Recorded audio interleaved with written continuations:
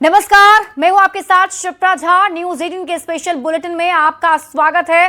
और सबसे पहले स्पेशल बुलेटिन में बात हम करेंगे गाजियाबाद की खबर की, जहां ढाबे पर मामूली विवाद में 2 लोगों की जान चली गई और एक लड़का गंभीर रूप से घायल है। ढाबे में खाना परोसने में देरी को लेकर पहले 2 पक्षों में बहस हुई। देखते ही देखते मामला इतना बढ़ा कि एक पक्ष ने दूसरे पक्ष पर हमला कर दिया। मामले में पुलिस ने 4 लोगों को हिरासत में ले लिया है। यह रिपोर्ट देखिए।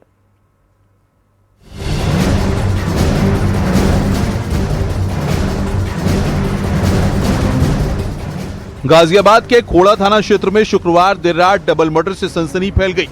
एक ढाबे पर हुए विवाद में 2 युवकों की चाकुओं से गोद कर हत्या कर दी गई, जबकि एक अन्य युवक गंभीर रूप से घायल हो गया। खाना खाने के दौरान ढाबा मालिक से चखने को लेकर विवाद हो गया। इसके बाद ढाबे पर काम कर रहे युवकों ने 3 दोस्तों पर धारदार हथियारों से ताबड़तोड़ वार किए, जिसमें सत्यम और श्रीपाल की मौत हो गई, जबकि अनुराग गंभीर रूप से घायल है। गाजियाबाद के खोड़ा इलाके में उस समय अफरा तफरी मच गई जब इसी वैष्णो ढाबा पर खाना खा रहे 2 पक्षों के बीच में खाने को लेकर विवाद के बाद मारपीट हुई। मारपीट इस कदर बढ़ी कि नौबत मारपीट के बाद चाकूबाजी तक पहुंच गई। इस दौरान चाकूबाजी यहां जमकर हुई और ईंट पत्थर भी लगातार यूज किए गए, जिसमें कि 3 लोग गंभीर रूप से घायल भी हो गए। आनन फानन में घायलों को नजदीकी अस्पताल में भर्ती कराया गया, जहां श्रीपाल और उसके दोस्त सत्यम की मौत हो गई, जबकि उनका तीसरा साथी अभी जिंदगी और मौत के बीच जूझ रहा है। पुलिस के मुताबिक दोनों मृतकों की उम्र करीब 25 साल थी। ये सभी फैक्ट्री में काम करते थे।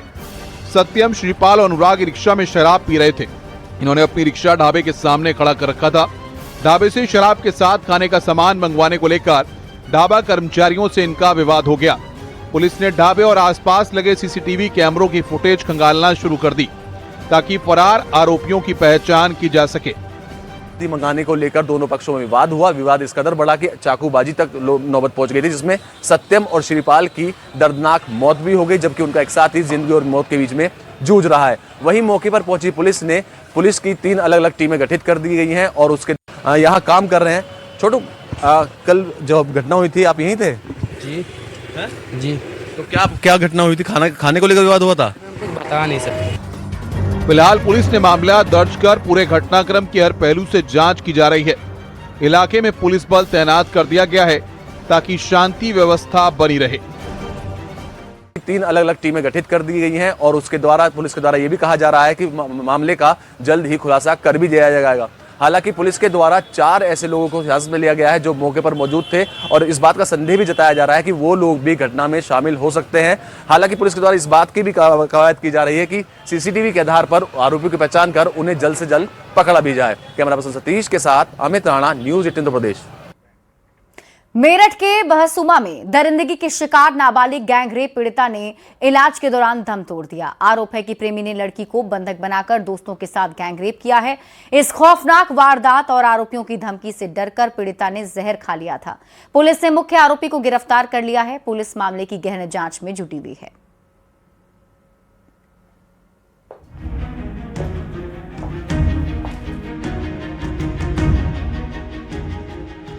मेरठ के बहसुमा में दरिंदगी की शिकार नाबालिग गैंगरेप पीड़िता ने इलाज के दौरान दम तोड़ दिया। आरोप है कि प्रेमी ने लड़की को बंधक बनाकर दोस्तों के साथ गैंगरेप किया। इस खौफनाक वारदात और आरोपियों की धमकी से डरकर पीड़िता ने जहर खा लिया था। पुलिस ने मुख्य आरोपी को गिरफ्तार कर लिया है। पुलिस मामले की गहन जाँच में जुटी हुई है। जब युवती के परिजनों द्वारा तहरीर दी गई तो उसमें कहा गया है कि जब दुष्कर्म की सूचना मिलने पर वो जाकर युवक के घर पे उन्होंने शिकायत की, तो वहां पर युवक के माता पिता और उसके भाई ने उनके साथ अभद्रता की। जो भी तहरीर उनके द्वारा युवती के परिजनों द्वारा दी गई है उस पर पुलिस ने तत्काल मुकदमा दर्ज किया दुष्कर्म की धाराओं में, और जो अभियुक्त जिसके द्वारा दुष्कर्म करना बताया गया अनुज, उसे पुलिस ने गिरफ्तार कर लिया है। मृतक लड़की के परिजनों ने पुलिस को दी जानकारी के अनुसार पीड़िता खेत पर जा रही थी, तभी गांव के ही अनुज कुमार नाम के युवक ने उसे जबरन अपने घर खींच लिया। आरोप है कि वहां पर पीड़िता को नशीला पदार्थ खिलाया गया, फिर उसके साथ दुष्कर्म किया गया। दरिंदगी के बाद आरोपियों ने उसे किसी को बताने पर जान से मारने की धमकी दी। जो तहरीर में उन्होंने बताया है उसमें युवक के घर जाकर दुष्कर्म होना और जहर खाना बताया है। इस पर पुलिस अभी जांच कर रही है ये घटना करीब 3 दिवस पुरानी है। परिजनों द्वारा इसकी सूचना पूर्व में कहीं नहीं दी गई। कल रात्रि में जैसे ही थाने आकर बताया, पुलिस ने प्रकरण को गंभीरता से लेते हुए तत्काल मुकदमा दर्ज किया। सभी वरिष्ठ अधिकारी अस्पताल और मौके पर पहुंचे और इसमें जांच पड़ताल कर अभियुक्त को गिरफ्तार किया गया है। जो भी इसमें तथ्य सामने आएंगे उनके आधार पर इसमें अग्रिम कार्रवाई की जाएगी। आरोपियों के चंगुल से छूटकर घर पहुंची पीड़िता ने जब परिजनों को आपबीती सुनाई तो वो काफी डर चुकी थी। आरोपियों की धमकी के डर से उसने जहर खा लिया। आनन फानन में परिजनों ने उसे अस्पताल में भर्ती कराया। इलाज के दौरान पीड़िता ने दम तोड़ दिया। लड़की की मौत के बाद गाँव में तनाव और हड़कंप का माहौल है। पुलिस ने परिजनों की तहरीर पर मुकदमा दर्ज कर मुख्य आरोपी अनुज कुमार को गिरफ्तार कर लिया है। हालांकि परिजनों ने अनुज के परिवार वालों और गांव के कुछ अन्य युवकों पर भी साजिश में शामिल होने के गंभीर आरोप लगाए। पुलिस अब अन्य फरार आरोपियों की तलाश और मामले की गहनता से जांच में जुटी है। Bureau report, news 18। दिल्ली के लाल किला ब्लास्ट की जांच में बेहद चौंकाने वाला खुलासा हुआ है। जांच एजेंसियों के मुताबिक इस आतंकी मॉड्यूल के निशाने पर थे देश के कई बड़े ईटिंग आउटलेट्स, जिनके जरिए वो गाजा पर इजराइल की कार्रवाई को लेकर विरोध जताना चाहते थे।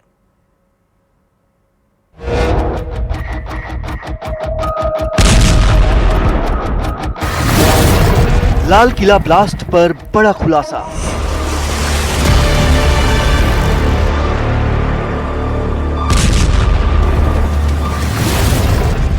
दिल्ली धमाकों का इजराइल कनेक्शन।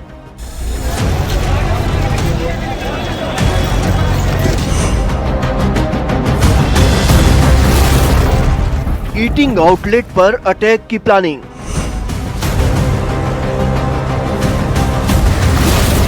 मोहम्मद उमर से आदिल शाहीन का था मतभेद। लाल किला ब्लास्ट को लेकर एक और चौंकाने वाला खुलासा हुआ है, जिससे पता चलता है कि 10 नवंबर 2025 को दिल्ली में हुआ आत्मघाती हमला एक प्लान्ड अटैक नहीं, एक्सीडेंटल अटैक था। सूत्रों के मुताबिक धमाके में शामिल आतंकी मॉड्यूल गाजा पर इजराइल की सैन्य कार्रवाई को लेकर दुनिया को बड़ा संदेश देना चाहता था और इसके लिए वो देश के कई बड़े ग्लोबल ईटिंग आउटलेट्स और कॉफी चेन को निशाना बनाने की कोशिश में था, जिसके संस्थापक एक यहूदी हैं। जांच एजेंसी के सूत्रों के मुताबिक गिरफ्तार आरोपी मुजम्मिल, आदिल और शाहीन के धमाकों में मारे गए सुसाइड बॉम्बर मोहम्मद उमर से कई मुद्दों पर वैचारिक मतभेद थे और इसी वजह से दिल्ली में हुआ धमाका एक एक्सीडेंटल ब्लास्ट के तौर पर सामने आया।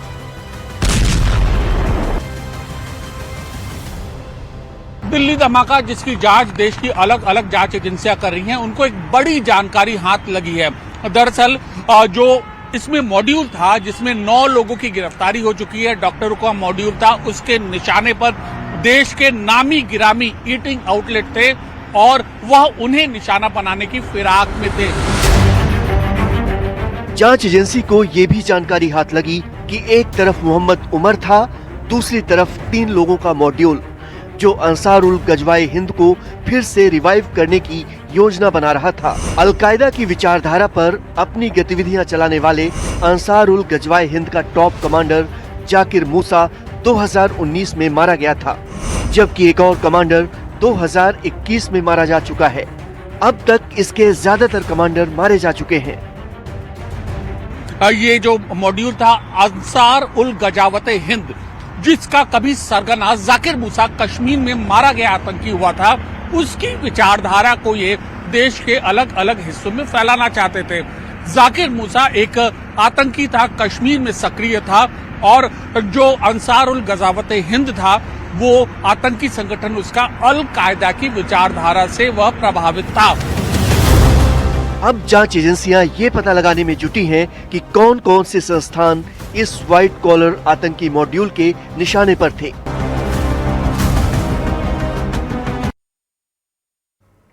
महाराष्ट्र में एमएनएस और उद्धव गुट के कार्यकर्ताओं की गुंडागर्दी का एक हैरान करने वाला वीडियो सामने आया है। नालासोपारा में राज ठाकरे की पार्टी एमएनएस और उद्धव ठाकरे गुट की शिवसेना के कार्यकर्ताओं ने एक युवक की बेरहमी से पिटाई की। उनका आरोप है कि इस युवक ने ठाकरे बंधुओं के खिलाफ सोशल मीडिया पर अभद्र टिप्पणी की थी। उद्धव ठाकरे राज ठाकरे कौन बोल रहा हूँ?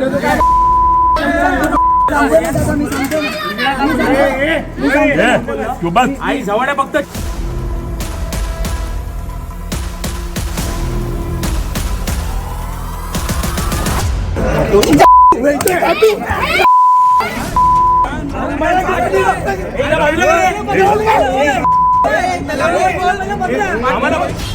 उद्धव गुट एमएनएस कार्यकर्ताओं की गुंडागर्दी. माझं म्हणणं एवढंच होतं, मी एका व्हिडिओमध्ये बोललेलो आहे की राज ठाकरे साहेबांचे मला सगळे मुद्दे पटतात.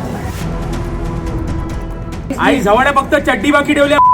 मी सांगतो ना. हाँ बोल. मी सांगतो ना. बोल. नाला सुपारा में युवक की बेरहमी से पिटाई. उद्धव ठाकरे राज ठाकरे कौन बोल रहा हूँ?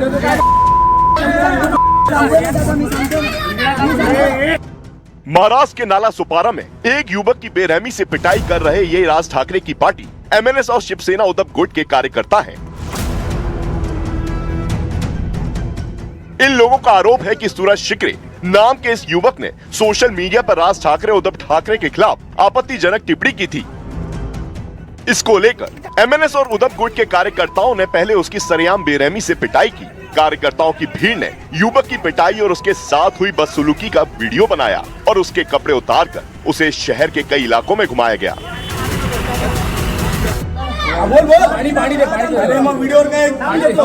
उद्धव ठाकरे राज ठाकरे कौन बोल रहा हूँ?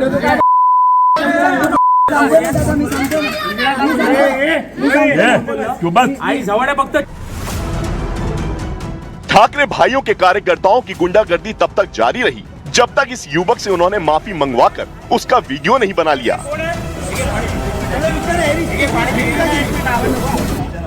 उद्धव ठाकरे राज ठाकरे कौन बोल रहा हूँ?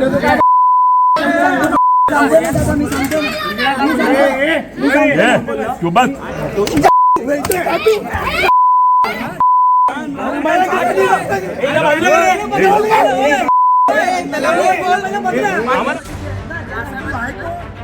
सवाल ये है कि क्या लोकतंत्र में किसी व्यक्ति को अपने विचार रखने का अधिकार भी नहीं है?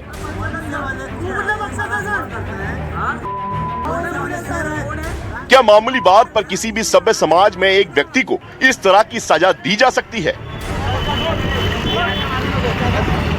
या ये एमएनएस और उद्धव गुट के कार्यकर्ताओं का सस्ती लोकप्रियता पाने का एक हथकंडा है? उद्धव ठाकरे राज ठाकरे कौन बोल रहा हूँ?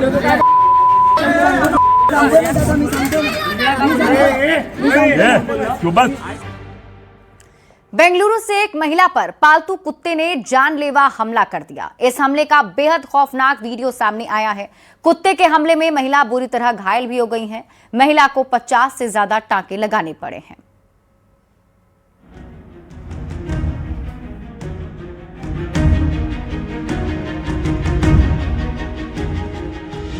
सड़क पर कुत्ते का आतंक, महिला पर अटैक, बुरी तरह घायल किया, 50 से ज्यादा लगे टांके.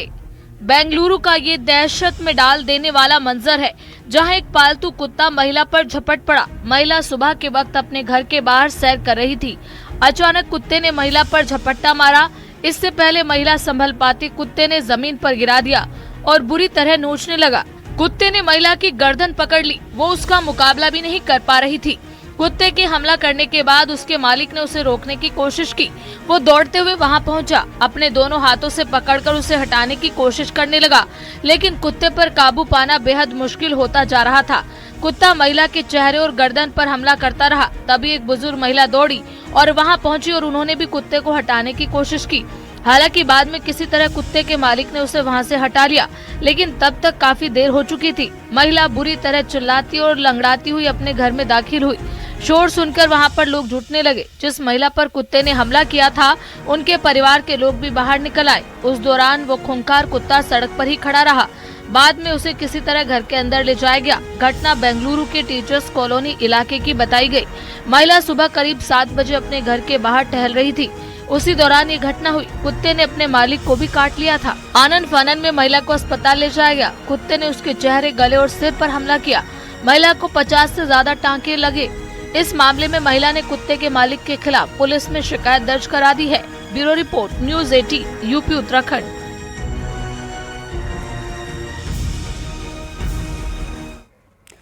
सोशल मीडिया पर लाइक्स और व्यूज पाने की होड़ में लोग रील बनाते वक्त जान को भी दांव पर लगा देते हैं। बरेली में रील बनाने वक्त एक लड़का हादसे का शिकार हुआ और उसकी दर्दनाक मौत हो गई। हरदोई में भी रील जानलेवा बन गई।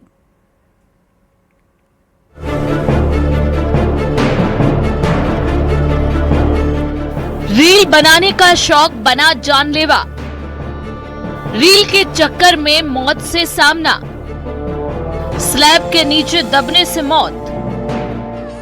सोशल मीडिया का दौर है, रील बनाने की होड़ है, लेकिन इस होड़ में कई बार जान की परवाह न करते हुए खतरनाक वीडियो बनाए जाते हैं। कभी कभी ये रील मौत के सफर पर भेज देती है, जहां से फिर कोई लौटकर नहीं आता। बरेली में कुछ ऐसा ही हुआ। ये लड़का रील बना रहा था, वो भी खतरनाक जगह पर। पुल के स्लैब में रील बनाते वक्त उसका बैलेंस बिगड़ा, स्लैब हिल गए और वो इन्हीं स्लैब की चपेट में आ गया। लड़का स्लैब में दब चुका था और महज कुछ ही पलों में उसकी जान चली गई। घटना थाना नवाबगंज क्षेत्र की है। नवाबगंज से सितारगंज को जोड़ने वाले नेशनल हाईवे पर इन दिनों तेजी से निर्माण कार्य चल रहा है। जगह जगह पुल बनाए जा रहे हैं और उनके आसपास भारी भरकम कंक्रीट स्लैब और दूसरी निर्माण सामग्री रखी हुई है। हिरसोला गांव का रहने वाला मोहम्मद फैजान अपने दोस्त अनुज के साथ हाईवे किनारे रील बनाने पहुंचा। फैजान पुल निर्माण के लिए रखे एक भारी स्लैब के ऊपर चढ़कर खतरनाक स्टंट करने लगा, जबकि अनुज मोबाइल से उसका वीडियो रिकॉर्ड कर रहा था। अचानक भारी स्लैब खिसक गए और फैजान उनके नीचे दब गया। हादसा इतना अचानक हुआ कि संभलने तक का मौका नहीं मिला। घटना के बाद अनुज ने फैजान के परिजनों को जानकारी दी। कुछ ही देर में बड़ी संख्या में वहां लोग जमा हो गए। सूचना मिलते ही पुलिस मौके पर पहुंची। क्रेन की मदद से स्लैब हटाए गए, लेकिन तब तक बहुत देर हो चुकी थी। डॉक्टरों ने फैजान को मृत घोषित कर दिया। बाद में पुलिस ने शव को कब्जे में लेकर पोस्टमार्टम के लिए भेज दिया। सोशल मीडिया पर लाइक और व्यूज की ये दौड़ जान पर भारी पड़ने लगी है। वायरल होने के लिए युवा अपनी जान जोखिम में डाल रहे हैं। ऐसे खतरनाक रील बनाने में हर पल जान का खतरा रहता है। हरदोई में भी रील बनाने के चक्कर में जान चली गई। गुर्रा पुल पर 5 लड़के 2 बाइक के साथ आए थे, तभी एक तेज रफ्तार पिकअप ने दोनों बाइकों को टक्कर मार दी, जिससे 5 लड़के घायल हो गए। सभी को अस्पताल ले जाया गया। विजय नाम के लड़के की हालत बेहद खराब थी। उसे लखनऊ रेफर किया गया, लेकिन रास्ते में उसने दम तोड़ दिया। बरेली से रामविलास सक्सेना, हरदोई से आशीष मिश्रा के साथ bureau report, news 18 UP Uttarakhand. और अब आपको ऐसा खौफनाक मंजर दिखाएंगे जो आपके होश उड़ा देंगे। एक घर में अचानक पानी आया, उसके बाद कुछ ऐसा हुआ कि मकान मालिक दहल गया।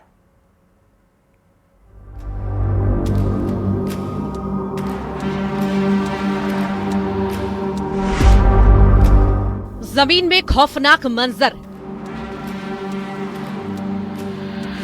पहले आया पानी, फिर आया जलजला।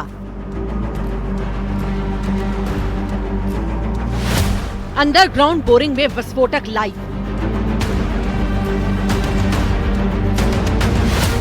जमीन में जलजला, ऑपरेशन विस्फोट।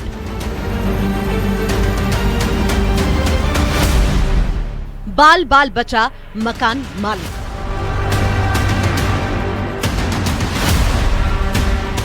आपकी आंखों को यकीन नहीं होगा कि यहाँ क्या होने वाला है। 1 मिनट का ये सीसीटीवी फुटेज जिसमें मकान मालिक सीढ़ी से उतर रहा है। रात के 8:45 हो रहे हैं। अब तक सब कुछ सामान्य है, लेकिन जैसे ही इस जगह की लाइट बंद हुई, ये खतरे का अलार्म था, जिससे ये शख्स बेखबर था। लेकिन मकान के अंदर दरवाजे से आता हुआ पानी दिखाई दिया। ये देखकर ये शख्स हैरान रह गया। लेकिन अभी तो दिल दहला देने वाली तस्वीर आने वाली थी, जो आपके भी होश उड़ा देगी। अचानक टाइल्स उखड़ी और विस्फोट हुआ। ऐसा विस्फोट कि देखने वाले देखते रह गए। ऐसा लगा इस घर में जमीन से सुनामी आ गई। एक बार फिर देखिए, क्योंकि ये एक हादसा आपके घर में भी हो सकता है। इस विस्फोट से घबराया मकान मालिक ने जैसे तैसे खुद को संभाला, जिसकी जान बाल बाल बची। अगर दूसरी टाइल्स पर यह शख्स होता तो ना जाने क्या होता। अब सवाल है कि आखिर जमीन के अंदर कौन सा केमिकल लोचा हुआ है बिलासपुर के उसलापुर गोकुलधाम की ये तस्वीर है जिसे देखकर हर कोई सिहर उठा है। ये पानी जानलेवा भी बन सकता था। एक शांत घर और फिर अचानक फर्श के नीचे से उठा तेज दबाव, मानो जमीन के अंदर कोई विस्फोट हुआ हो। उसलापुर गोकुलधाम क्षेत्र में एक मकान के अंदर अंडरग्राउंड बोरिंग अचानक फट गई। बोर का पानी हाई प्रेशर के साथ फर्श को तोड़ते हुए बाहर निकला। पूरा घटनाक्रम घर में लगे सीसीटीवी कैमरा में कैद हुआ। और इसी के साथ इस बुलेटिन में अभी के लिए बस इतना ही। आप देखते रहिए न्यूज़ 18 बिहार झारखंड।